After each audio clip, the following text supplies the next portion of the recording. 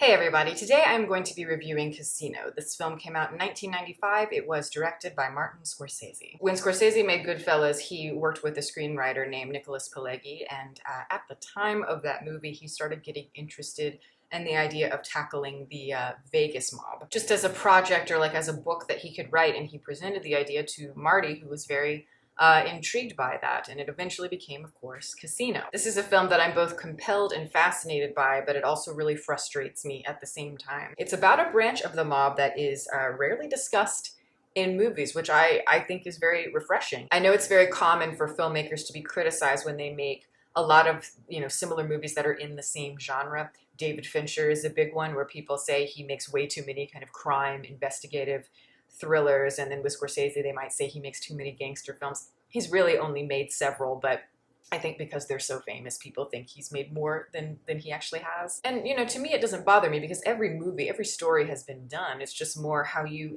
package it.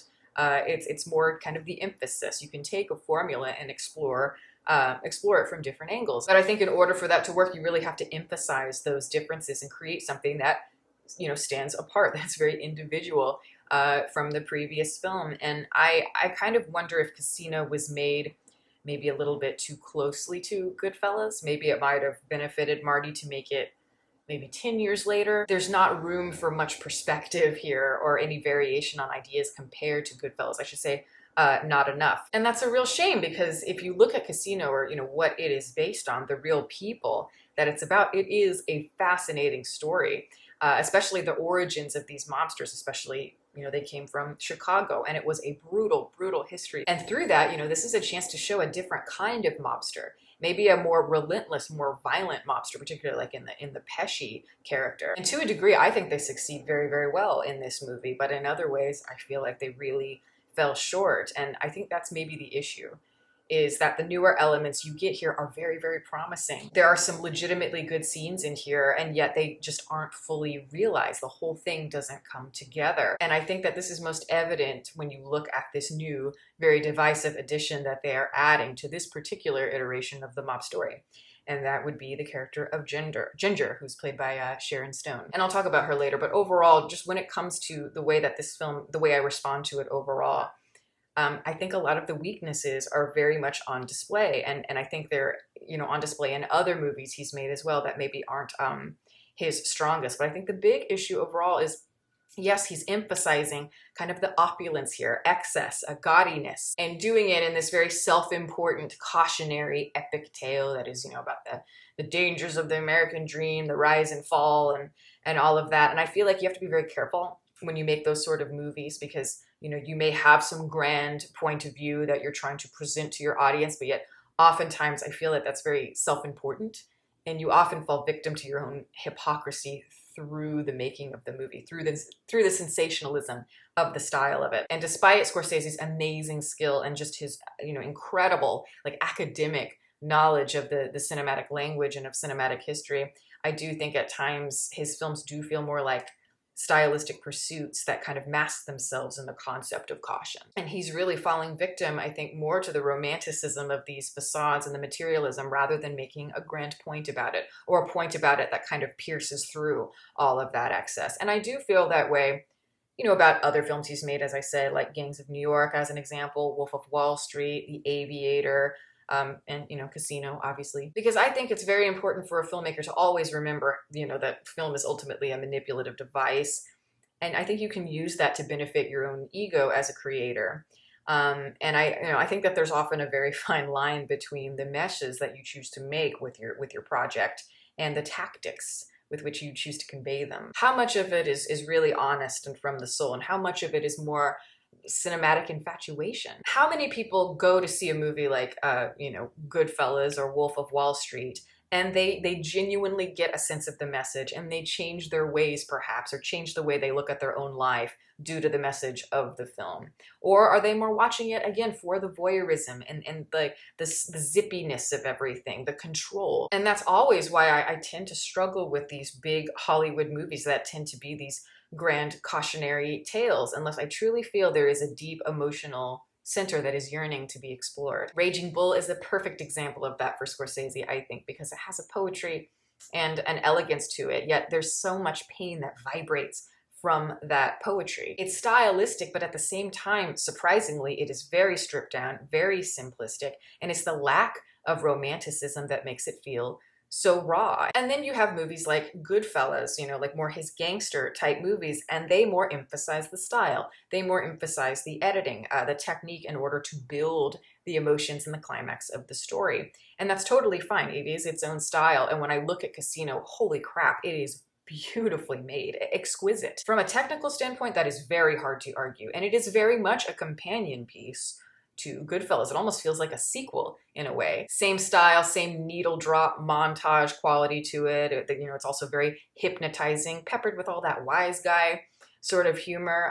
But the opulence of Casino to me is very interesting because it's the way that they emphasize the artificiality of everything. The glitz and the lighting, the mirrors, the gambling, it all just feels so much. It feels so cluttered, and that's precisely the point of it. I mean, just the editing and the lights and everything, they nearly blind you at times. Yet at the same time, there is so much emphasis on the art direction, on the costumes and just the aesthetic overall, that sometimes I feel like the meaning of everything gets lost in all the materialism. And not in a way where I think that Scorsese is making a unique point about maybe his own hypocrisy, his own victimization to the materialism. Sure, the film is tragic and you do get a sense of that downward spiral, and the film does get better as it goes along, but I never got a sense truly, as I said, of that moral center. And I do recognize that it is a personal taste thing. And I've said this, many times, that I do admire Goodfellas a lot. When I look at it, I see it as nearly perfect. There's very little for me to criticize.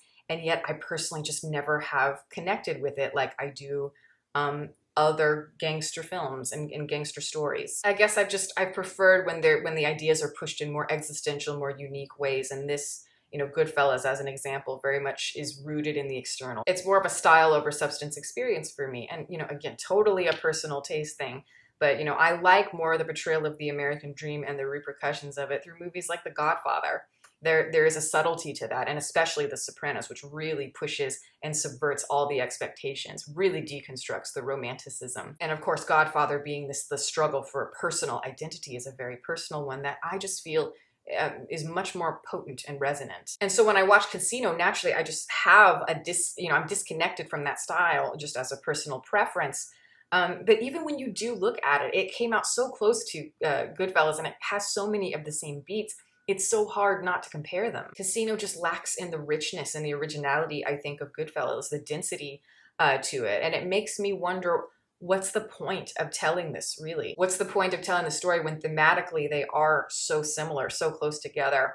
When you watch the first 10 to 20 minutes of the movie, or at least me watching it this last time, I guess it's just knowing the style of Scorsese, as we all do, it almost feels like a parody of itself. And I do think that style really works for a film like Casino. I just would have liked to see a little bit more individuality, some versatility within that particular genre. As an example, the guy who Pesci plays. In real life, this guy has a really interesting story, and he comes from a very brutal past in terms of, his experience with crime in Chicago. A notorious reputation, and, I think he was around guys, in Chicago who were perhaps more extreme and more gruesome gangsters than maybe you're used to seeing or think you're used to seeing. So I think this is the chance to really make this character different from the character that Pesci played in Goodfellas. This is a chance to show somebody truly relentless and diabolical. And yet in the first half of the film, a lot of the beats are the same. There's very little to differentiate. So many of the moments in that first half are kind of hinging on the off-color humor and the eccentricity of everything, just like the characters in Goodfellas. So watching him, stab a guy with a pin, while the 9 millionth Rolling Stone song plays in the background, it feels very expected, not particularly interesting or clever. You have Robert De Niro as the protagonist here, and I actually think he is interesting in some ways. He could have been much more interesting.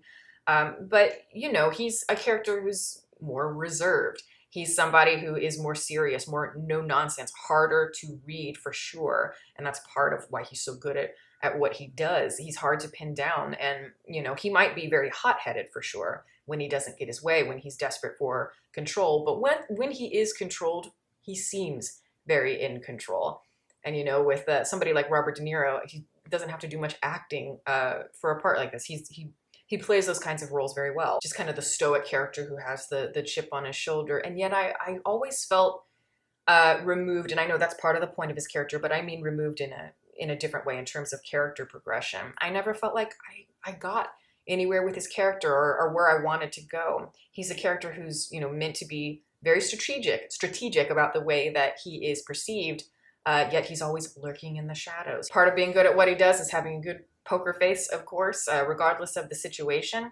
But I think because he's always an enigma, that makes it very hard for the audience to be able to explore him and connect to him. And I think there are ways of doing that, exploring a reserved character without feeling forced. And part of why I think that the movie doesn't quite come together is because its key element, as I mentioned in the beginning of the film, is not executed, I think, in the way that it needed to be, its most interesting factor. And that's Ginger, the character that Sharon Stone plays, because that is the one element that sets this film apart from Goodfellas. And not only that, it actually sets itself apart from a lot of Martin Scorsese films. If there is a case to be made for why Scorsese should make Casino, it's because of her character. I mean, let's face it, when we look at Scorsese films, you know, the female characters are not necessarily the most interesting ones. I don't think that female characters are Scorsese's strong suit, and that's fine. And yet here's an example of a time where you can really change that and kind of face some challenges, because this woman is a perfect storm of pure,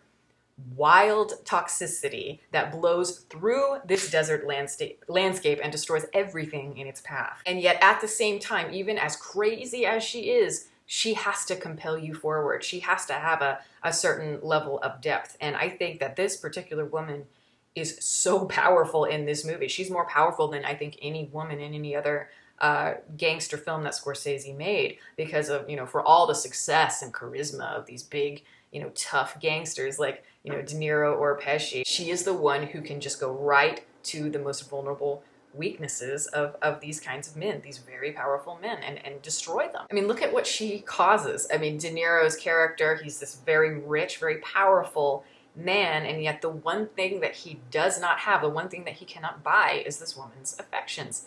Yet he continues to try far, far beyond reason. He tries to tame this turbulent, just crazy, you know, bitch. I mean, the bitch from hell. And yet she can't be tamed. She tries to kill her husband. And she turns Nikki, you know, Pesci's character, against her husband. She has an affair with him. Talk about ballsy. And then you have this other character, the James Wood character, this pimp character that is from her past, who adds a very complex and very tragic aspect to the entire thing. And that right there is the heart of the film. Her character and everything that surrounds it, that triangle, you know, it's a tragic moral center. And it really reflects how empty the pursuit of desire is, especially when you're going about it only through external means. And it's because you're so wrapped up in the business aspects of things that you don't know about anything else, or you don't remember just how to be a human. And I find that devastating personally. And what's very interesting here, I think, is that you end up taking his side. I think that's, you know, more rare, I think, by this point in the film when it comes to a protagonist of this nature. He is the one that is handling it as well as he possibly could have in that situation. His wife is ballistic, and she is dangerous to be around anyone. And yet he does what he needs to do to protect his family, to protect his daughter. But, you know, again, it's that beauty, it's that turbulence that is so magnetic at the same time, and it's always the woman behind the man that is ultimately the Achilles heel. And I think the problem with Ginger is that, just in terms of how she's performed, she needs to be handled with real nuance, a real authenticity, real care from a talented actress. And unfortunately, Sharon Stone is just not that talented, in my opinion. I think she's really awful in this film. Really, really awful. I mean, it's just every single thing she does is so studied and so forced. There's not a minute where I don't feel like she's fully trying consciously to act. And she's so lacking in real depth. She's so unconvincing to me. You know, I just feel like she's going for everything that is obvious when it comes to, you know, characters like this. And it's just the typical young, blonde, beautiful actress getting the part in the Scorsese movie. So, ooh, you know, I might get an Oscar nomination, so here's my chance to act and throw things across the room. I have no idea what Scorsese was thinking. There's no instinct here, no like natural acting instincts here. I don't get it. I am very compelled by the character Don't get me wrong, just not in the way that she portrayed it. And I think it really takes a truly great actress who has an instinct for playing somebody who is truly extroverted and impulsive and volatile, yet there is a real sense of tragedy too. But it is absolutely when Ginger's story becomes more the focus that the film becomes more interesting and starts to hone in on a moral center. Yes, it does suffer from inconsistent pacing, and it is kind of drawn out. There's a cluttered middle section, but at the same time, you really do feel a sense of drama. But I do love how dark things become with her character, because you really don't expect it, especially from Scorsese. And I love how all of that, slowly builds that tension between the Pesci character and the De Niro character. Like I said earlier, when it comes to a lot of that mafia kind of stuff, when it comes to the brutality, I appreciate it a lot in this film, especially in the second half of the film. I like that this film does not shy away from the brutality, especially like the brutality of domestic violence, because it doesn't feel gratuitous to me. It isn't afraid to make Ginger look truly insane and show what situations between husband and wife can really be like in these instances. I know I complain a lot about, the film's sensationalism without having as much to say behind it, but I do think the violence is a response to that in a way, because it is more blatant, it is more tragic, it's more painful to experience. And some of those violent scenes, I think, are some of the best in any of the Scorsese gangster films. Like, I love Pesci's death scene in the film. I think it is properly brutal in a way that feels very realistic, but yet and appropriately intense, but yet it does the classic thing of you think you see a lot more than you actually do. And it's properly jarring in a film that is quite smug, quite taken with itself, and flashy as it is, and then it comes back and hits you hard with a dose of reality. I think Scorsese typically does that very well, even in the films that I struggle with. But overall, yes, I find the film entertaining, and I do recommend it, especially if you're a Scorsese fan. Just overall, it is a mixed bag, and I think it reveals a lot of the issues I have when Scorsese is not at his best when it comes to the Shutter Islands of the world and the gangs of New York. This film, Casino, as I said, already rehashes so many of the themes he's already done better, and it fails to really set itself apart. I think it's too concerned with the rhinestones and the multicolored suits to ever be something that really does say something unique about the American dream and the repercussions of it when you're dealing with greed and power. So yes, I'm torn, and I do struggle with these kinds of films overall, and yet there is a part of me that can't help but admire certain aspects of it. Check it out and let me know what you feel about it. Do you like it, or do you dislike it? And where does it fall on, Scorsese's overall canon? But that is the review. Thank you guys so much for watching. I'm going to plug my website as always. It is deepfocuslens.com. I am an artist, and I do commission portraits, and I sell prints of my work. And if that's something that you are interested in, you can always go to the website and go to the shop. And if you have a question about a print or a commission, you can always email me. My email is in the description box below. I'd also like to give a quick shout out to my Patreon supporters who have been wonderful, wonderfully supportive. If you are interested in becoming a patron, the link to support that is below, as well as my social media information. You can watch more videos here, and you can subscribe if you'd like. Catch you next time.